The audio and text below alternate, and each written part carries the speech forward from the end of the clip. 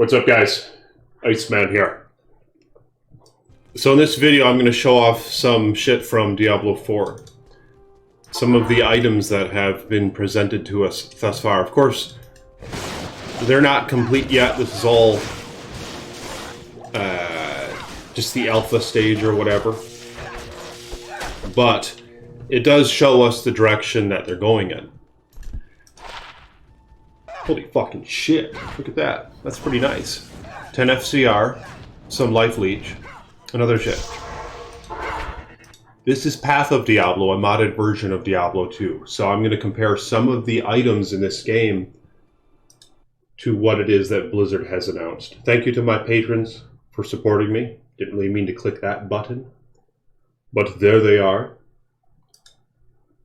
Here is one of the recent images that Blizzard released of Diablo 4. This is like some town image or some shit. But yeah, the graphics look pretty toad, so there's that. Now, Diablo 2, a lot of you guys know how the itemization is in this game. There's all sorts of variables and shit that come into play here. And not everything is centered around damage. Alright, so check this out. Here are some rares and magic items from Diablo 4. Oh, this is pre-alpha, but who gives a fuck? It shows the direction that they're going in. I don't mean to talk too much shit about it in this video, alright? But I think, you know, it's okay to critique this stuff, you know what I'm saying? Like, they have a long ways to go, apparently, so shit could change if we talk about it, and if we bitch about it, and if y'all like the videos that, you know, that kind of sing to your tune, if you know what I'm saying. So, first off, the weapon damage is really fucking high. And it's called weapon attack. Like, look at the staff here. Okay? You see that staff? How it's just a set damage. It's 854 weapon attack. And they don't even want to call it damage for some fucking reason. Here's an item on Diablo 2. Check this out. They actually have a range. You see that? It does 74 to 199. So there are some items that have a high max damage. However, they have a very low damage, minimum damage.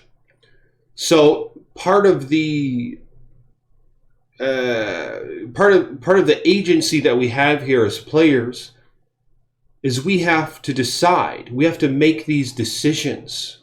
You know, do I want a character that can, in some hits, do a lot of damage, but consistently do a little less? Or do I want a character that doesn't always do that max damage hit, or can't compete with those high max damage characters, but have a healthy medium? You know what I'm saying? It's a very small detail, but I don't know why they all decide, it seems, to go in the way where there's just a set base point for damage, and they don't have these damage ranges. But more importantly, why the fuck does it have to be so high? This is just some shitty magic item. These numbers are already looking really high. It has 854 damage. That's a lot of fucking damage. And we're about to look at some other items that have a lot more than that. So, yeah, I wonder why they have to have such a high damage. Why do we have to deal with such high numbers? I think it's okay to have lower numbers that we work with. You know what I'm saying? Because they're more comprehensible for folks. And it starts going in the direction of Diablo 3 when you use big as fuck numbers. And I don't really see any indication of like weapon attack speed. So, but anyway, nonetheless. So crushing blow damage, that's kind of cool how crushing blow is a thing apparently coming back for Diablo 4. However, they're expanding on it, it seems, because you can actually increase crushing blow's damage, whereas in Diablo 2, there are items that have crushing blow, And that just takes a fraction of the enemy's life away every time you hit them. Like sometimes it's 1/6 of their remaining life, and it just continues to diminish, of course, the amount of life it takes per hit. But nonetheless, it's still taking a fraction of their current life away. So it's really effective in that sense, and people stack that shit for certain bosses, especially the endgame bosses or the uber bosses. What else do we have here? Damage while healthy. Just some really interesting things. But one problem, though, I think, this shit is all about damage output. Like, look at this amulet. It's all about damage output and shit like that. Alright, so let's take this away now. And let's look at an amulet on Diablo 2. I don't even know what the fuck amulet she's wearing, but I know it's going to have variety on it. See, this is not about damage output. It has defense in that you can steal life. So it's like a hybrid of offense and defense, because the more offensive you are, the more life you can potentially steal, depending on your damage output. Only if you're doing physical damage, of course. You can't steal life with spells. Hopefully, that's how it works in Diablo 4 as well. And it gives you one-to-wall skills, so this isn't just damage, you know what I mean? Like, this is the Amazon character. She has all sorts of defensive skills and assisting skills. She has Valkyrie, a summon. She has Decoy, which, you know, she can cast and the enemies can attack that. So this amulet adds +1 to all of these skills. And like I said, it's not just damage output. There's all sorts of shit that's in there. A lot of them do have to do with damage. But your gear isn't all just centered around damage. And isn't that the problem with Diablo 3? That's one of the problems. Is that you just got to get those damage numbers way up. Like, there's all sorts of utilities that you get on these items, which make them very unique and interesting. They're not just flat damage, and you can just compare them with what you have, like how it is with Diablo 3. You can hold Alt, and it'll either have green numbers or red numbers. And if it's green numbers, you just switch it out, because it simply gives you more damage output and maybe a better defense. But now, let's look at something else. All right, let's look at these items. Now, this shit looks just like Diablo 3, doesn't it? It looks like they ripped this shit right out of Diablo 3. The gear looks like shit. The little item icons look like shit. I know I'm bitching a lot. I don't give a fuck. I mean, because constructive criticism is good, right? But look at this. Look at the items on this card. Look at how they look when you highlight them. It's not just some little box. It's a transparent box, and I like that. But nonetheless, the items look toad. They look cool as fuck. And they're big. They're fierce. So these are just all these little tiny icons. You can't see shit. But yeah, that's just a minor complaint, right? Who really gives a fuck about the artwork of the items? Even though it does matter. Like, we do care about that shit. But that's not really what really matters. However, what really matters are things like their stats. And look at this. Look at these boots. 268 defense? The fuck? I don't see any resists for, like, a specific resist. See, this is the problem that Diablo 3 had.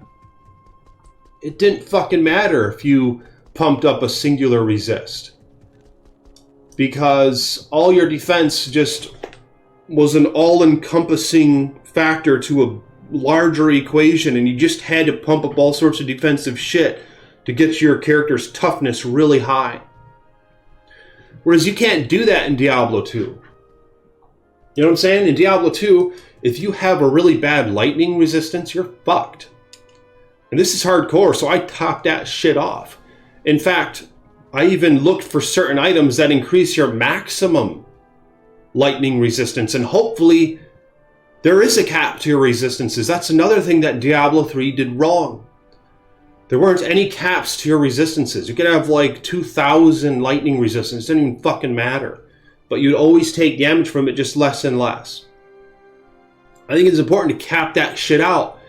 and then have super rare endgame gear that lets you increase the cap just a little bit, depending. Like Thunder God's Vigor, for example. But yeah, you're fucked in Diablo 2 if you don't have adequate resistances. And if you're short on a resistance, you're fucked. So the problem, I think, is that in Diablo 3, they just wanted little toddlers to be able to play this game. And they didn't want the toddlers to have to think too much. So they said, well, let's just call it all defense or toughness. Fuck it. And we'll even help them where if they highlight an item and hold Alt, it'll show all green numbers if it's in general better than what they're currently wearing, so they can just equip that new item instead. Because we don't want people to have to think too much playing our game. That might hurt their heads and they might just quit. If there's actually challenge in this game, and if you actually have to make decisions in this game, that might be a bad thing. It seems like that's the fucking thought process they must have had when Diablo 3 was being made. And yeah, it's a bit concerning to Iceman. Maybe that's what they're doing in Diablo 4 as well. And I know they have a few more things that they're dealing with here. They have that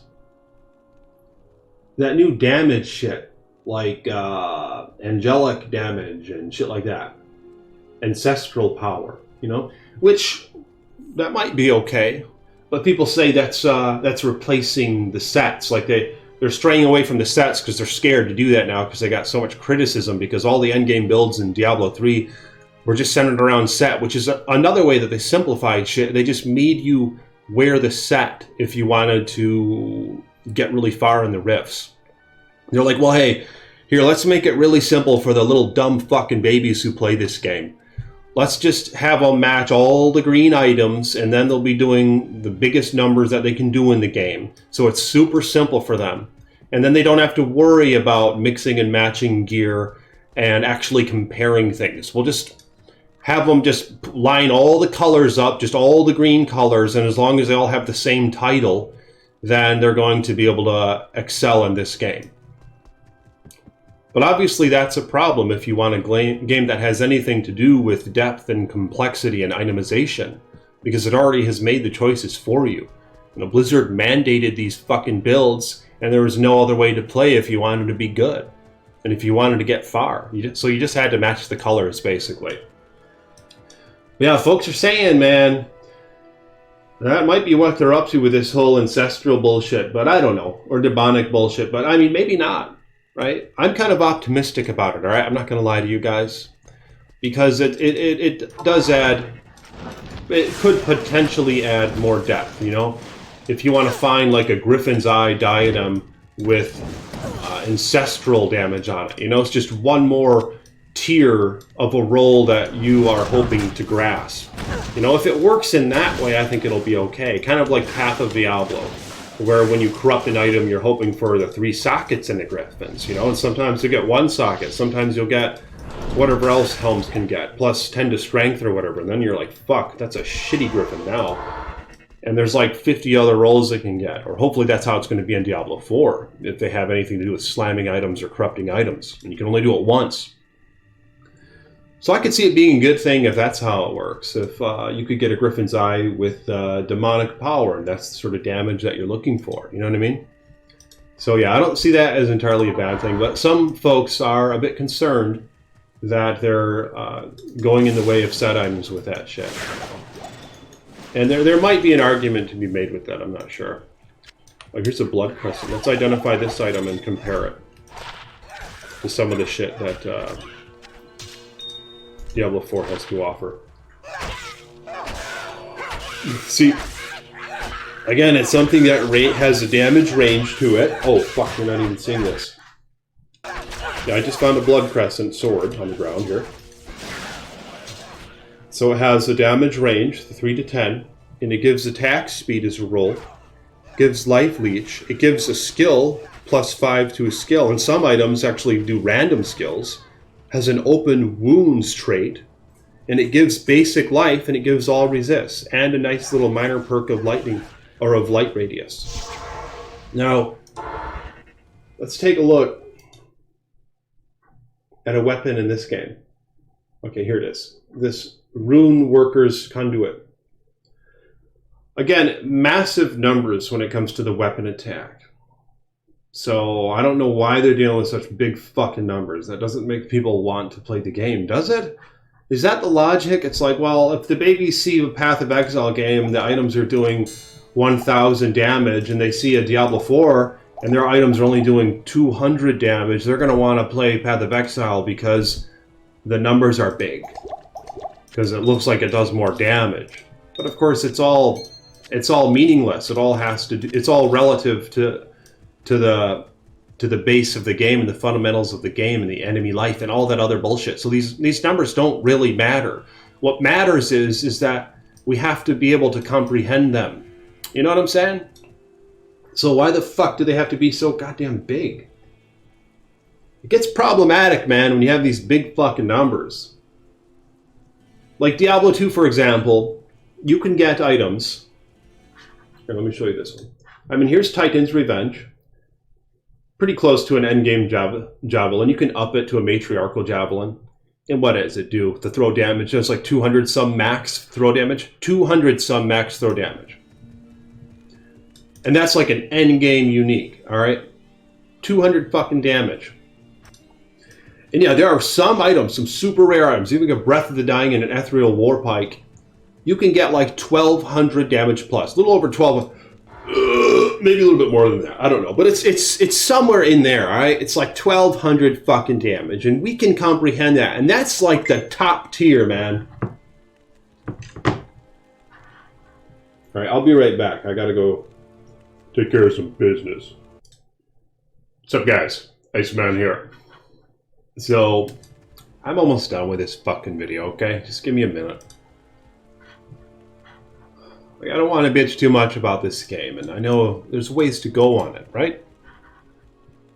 But it's good to have some constructive criticism. Look at this. These items, they're just centered around doing damage. Like, this ring, Nature's Balance. Critical strike damage. That's another complaint that some folks have, is the whole critical strike damage thing. And critical strike. They might be going too far with that, because then you just start looking for that one stat on all your gear, right? Then it's all just the same fucking shit, all the gear that you have. I don't know if I like the whole critical strike damage thing. In Diablo 2, you can get Deadly Strike, but there are only a few pieces of gear that have it. You can't get it on a ring. It's rare to get it on a helm, but you can. But people don't use those helms because it's not worth it. There are some like crafted ones you can get like 10% Deadly Strike, but nobody fucking uses that shit. You can't get it on your armor. Most gloves don't have it. You generally don't have Deadly Strike on your gloves. You generally don't have it on your shield. You generally don't have it on your boots. But there's one pair of boots that have Deadly Strike. Gore Riders. But only certain builds use it. And Deadly Strike doesn't work on spells. It's only for melee classes. And Diablo 3 decided, they're like, well, fuck it. Let's just let everyone do critical hit and critical hit damage. So then they don't have to use their heads and think about things. Because then all the casters and the bow classes and the melee classes and the summoners will just have the whole Deadly Strike thing or critical hit chance and critical hit damage. We'll just have that apply to every fucking thing that they do. So then that's all they're going to be really looking for. They're going to want on their ring, every fucking thing is going to have it. It takes away build diversity, man. And these fucking assholes act like that they're all about that. But it takes away from it when it just pigeonholes you into using all the same fucking gear with the same stats. You know what I mean? Like Diablo 2, you're looking for like mana per kill with some classes or faster run walk. See, this thing doesn't do shit for damage. The helm doesn't have a fucking single damage mod. But it has nice utilities, you know, quality of life features. And it can keep your pool replenished if you're a type of character who kills a lot of enemies with a spell in like one strike or so. You get 5 mana per kill every time you kill somebody. And your boots have some interesting mods. You know, again, we have the singular resists, and we have the maximum resist. We have basic fire damage. You know, we have a spell that has a chance to be cast when you strike with set damage and shit like that. You know what I'm saying? The whole deadly strike thing, I think that's bullshit. I like how Diablo 2 is, where it's a fine balance of it. And you can only get up to 100 then, you know? If you have 100 deadly strike, you don't actually have multipliers for the actual damage it does. It just does twice the damage. And it only works for melee or physical damage. You can't use it on a necromancer if you're not doing melee damage. Or a sorceress if you're not doing melee. Or a druid if you're not doing melee. You know what I'm saying? You can use it with bows and arrows, but you can't use it with spells. You know, so again, it's another tier of depth that you have to explore. It's not just some all-encompassing thing like what Diablo 4 does, where it's, again, just the critical hit and the critical hit damage, and that's all you fucking care about with all your gear, no matter what class you are, or no matter how you're outputting your damage. It takes away the depth, man, and that's why everybody quits. And everybody's going to quit this fucking game if it goes in these directions. You know, the way Diablo 3 was. Doesn't seem to be changing much from all this shit. And they're just all centered around damage, man. Here's this ring. Like I said, and it's just all about the damage. You're stacking a bunch of damage gear, and there's not cool little effects that they do. I mean, maybe I'm bitching too much, man, but there are a few things that I stand pretty strong on, right? These big fucking numbers that they're using for damage and weapon attack. How everything seems to be centered around damage, and there's not basic individual resists that are important to stack, and they actually have a cap. That's really important. And the whole critical hit damage thing, how it just becomes something that you want to have on all of your items. So, let me know what you guys think about that shit. At least they're not going too high, though, with these numbers. Like with these gauntlets, for example, the chill grip, or the gloves. Destruction spell costs no mana and has 100% chance to critically strike. But these are like build-defining pieces of gear, you know what I mean? And with Diablo 2, there are many build-defining pieces of gear, but with any given character model or build, there's a lot of pieces in their arsenal that you can mix and match still. You can put different pieces in, you know? They're not entirely reliant on just a bunch of basic uniques that, like, you can mix and match a lot of shit. You know what I'm saying? With an endgame Jabazon, there's a ton of helms you can use. There's a ton of amulets you could use, or body armors you could use. You could go Enigma for run, walk, a little bit of teleport and skill, and life on kill. Go Chains of Honor for a more defensive route, but you're not running fast as fuck with it, and you can't teleport. But it has a ton of resists, and it has some damage reduction. It still gives 2 to all skills. You go Fortitude if you're a melee character, or if you're a Jabazon who doesn't have Infinity to break lightning immunes, but at the same time, you want to do decent throw damage. You can have a Fortitude to have a ton of basic physical damage multiplied by 300%. You know, there's all sorts of fucking shit you can get on here, man, that you can mix and match with. There's a lot of exploring, you know, folks. I mean, they blog about this shit for the last 20 years, you know what I mean? Just exploring little minuscule details and in-build variations. And that is completely lost, I think, in Diablo 3. And when you fuck with the things that I've talked about, those basic fundamentals of the itemization, you really fuck the game up. But yeah, if you guys would like the video, hit the thumbs up button if you want. Become a patron if you have not yet. Thank you to my patrons. And let me know your thoughts. Has Iceman bitched too much in this video? Am I just complaining about all this fucking shit? Or do you agree with me on some of these points? And let me know your arguments in the comments below, alright? If you agree with me or if you disagree with me, I'm curious what you guys have to say. And they might be listening some to a small extent. So the more we get videos like this out there, the more hope we have in maybe saving this game. So I'll talk to you all soon. Peace be with you.